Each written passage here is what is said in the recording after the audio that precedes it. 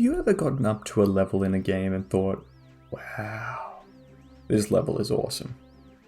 I'd like to share with you an example of when this happened to me. I want to talk about my favourite level in Super Mario 64, the level before the game even begins.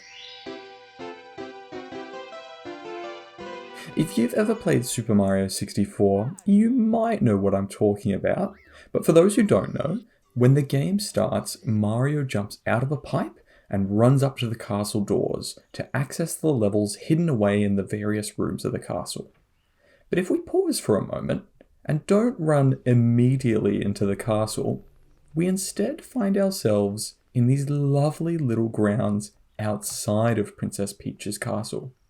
And this is the level that I want to talk about. There's no goal here when you start, no enemies to fight, just a quiet little space to explore before the game begins, with some beautiful sound design. Take a listen.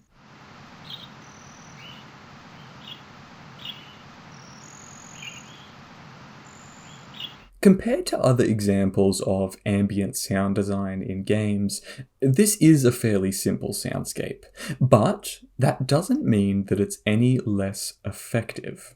If we break down what is going on in this clip, we can hear the consistent, gentle crashing of the waterfall off to the left in the distance, and little chirps from birds to the right, and quiet little humming of insects down to the left. The combination of these three sounds creates an inviting, peaceful, ambient soundscape for the player. And what's interesting about this soundscape is that it's actually quite dynamic. As you walk closer to the waterfall, the sound of the water crashing down into the water below grows louder, as you'd expect it to. And as we walk away from the waterfall to the other side of the castle grounds, the crash of the water goes quieter and quieter. This use of spatial audio is a small touch, but one that really helps to make this level feel more alive and was remarkably impressive for the time the game came out.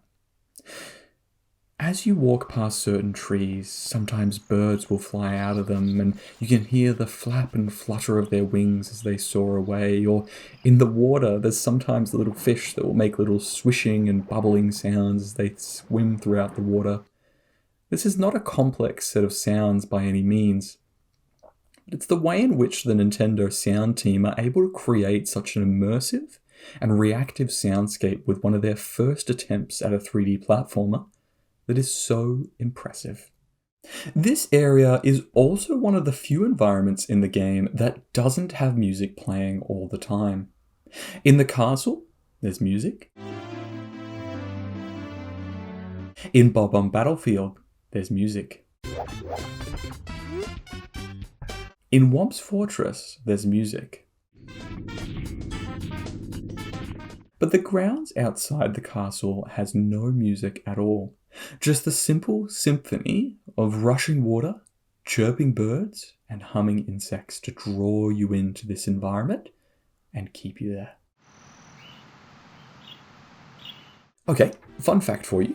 There's actually a spot inside the castle where the ambient sounds of birds and insects can be heard. At the end of this hallway, you enter a little courtyard in the castle that has different trees to outside and a beautiful fountain with a statue of a star. Take a listen to how this area sounds.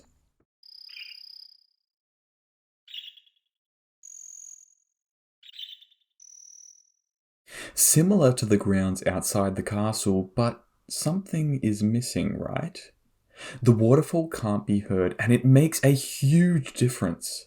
The waterfall is a sound that is so persistent and continuous in the grounds outside the castle that it's easy to take it for granted. But when we find this little courtyard that has the waterfall sound taken away, it's far easier to appreciate just how crucial the sound of gentle, crashing water is to establishing the peaceful tone of the starting area in this game. But we've gotten so caught up in talking about this level that we haven't even touched on Mario himself. He has such an expressive set of sounds and dialogue, But I think the most impressive part for me is his footsteps and how the Foley changes based on the texture of the ground that Mario steps on. Take a listen to this difference between walking on grass and dirt.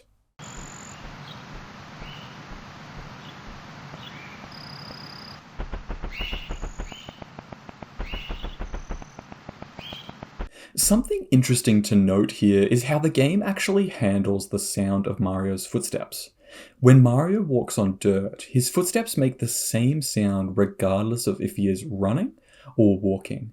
But the system changes the pace at which the sound is played based on how fast or slow Mario is running, and adjusts the volume to match, getting louder as he sprints and quieter as he tiptoes.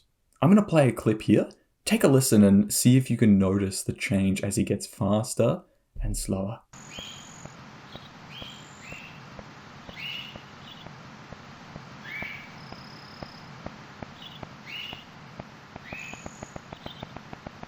The sounds also seem to play in a cue, as when he runs from dirt to grass, the dirt sound doesn't immediately cut off, but instead finishes playing that sound first while queuing up the grass sound as the next immediate sound to play. Take another listen here and pay attention to when the texture of the footstep changes.